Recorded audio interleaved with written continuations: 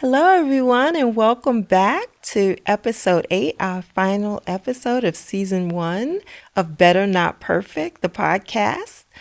It was based on the book written by me, author Dr. Shai Butler, and I wrote Better Not Perfect, From Hot Mess to Life Success, a woman's guide to learning, loving, and being herself unapologetically.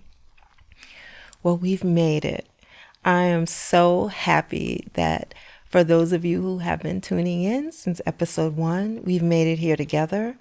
To those of you who are tuning in for the first time, I encourage you to go back and check out the previous 7 episodes and catch up with us because we shared some really good moments. There were some question and answer periods, and I'm just really excited about not only the book, but having the opportunity to connect with the audience and do what the book was really meant to do, to join you in your journey of getting better and rejecting perfection. So what today is about, we're going to begin like we usually begin. I tell you the title of the last chapter, and I will share with you the lyrics of the song that I used in this chapter that really reflects and represents where I was at this point in life. And so I'll begin at the beginning, and that's chapter 8, title, Better Not Perfect.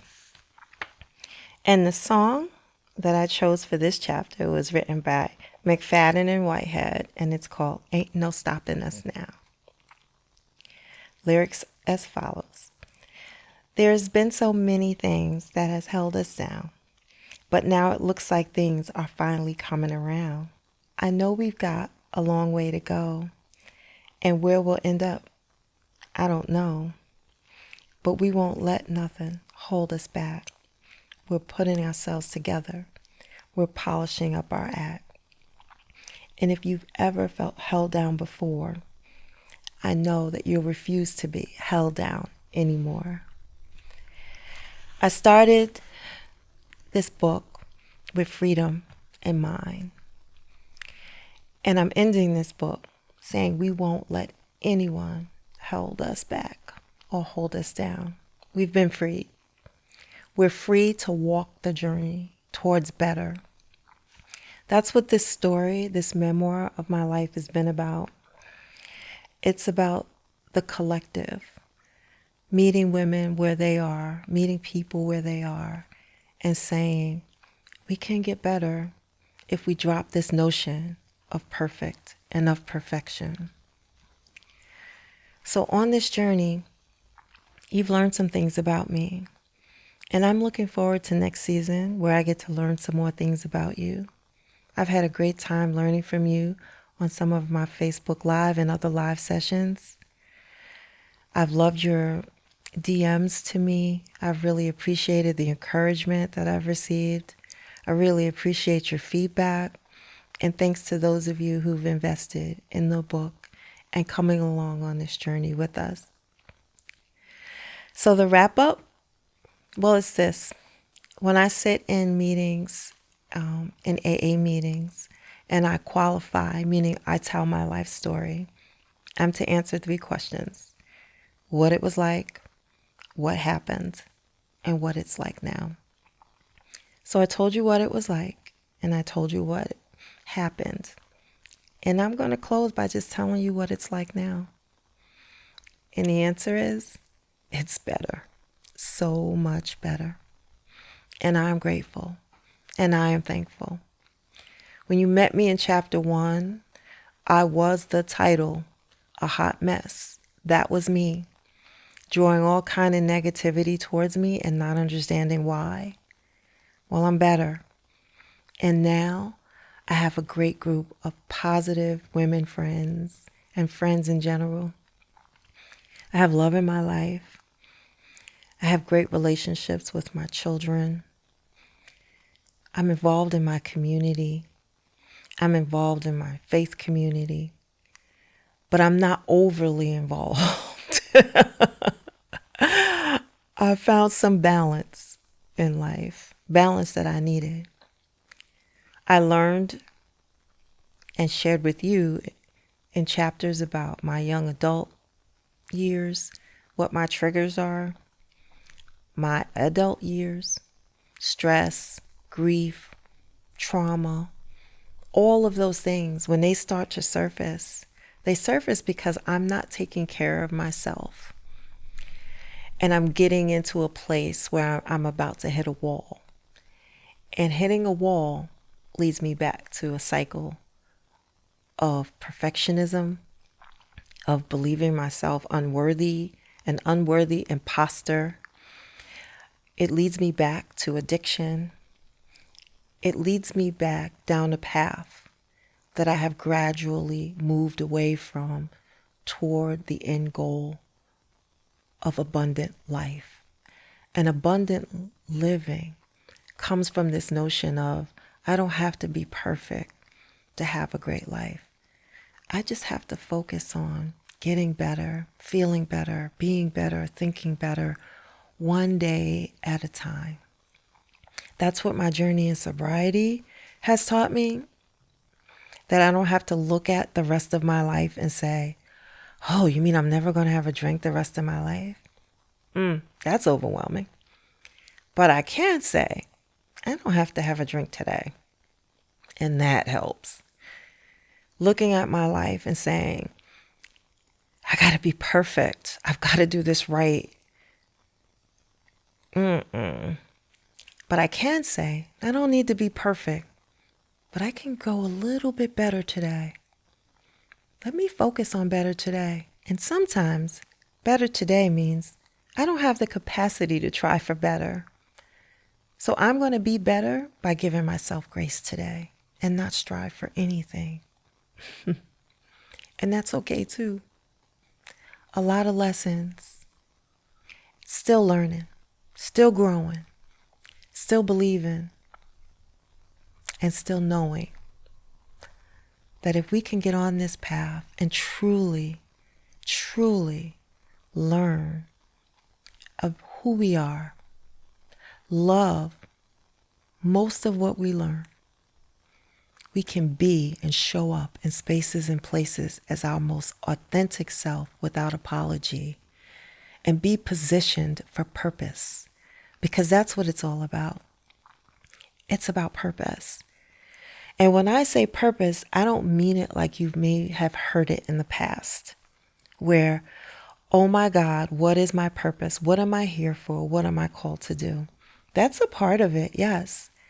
But I believe that there's a purpose for every season of our life. I too have become a woman of faith. And in my faith, I cannot believe that an all-knowing creator who would give us, on average, 80 years of life would give us one thing to do. Doesn't compute, not logical.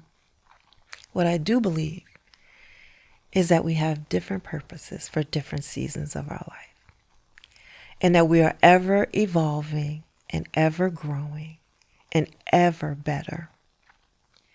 So finding your purpose for this season, your vocation, your calling, is exciting to me and is a journey that I would love to partner with you on and would love for you to stay connected so we can continue to walk this path together.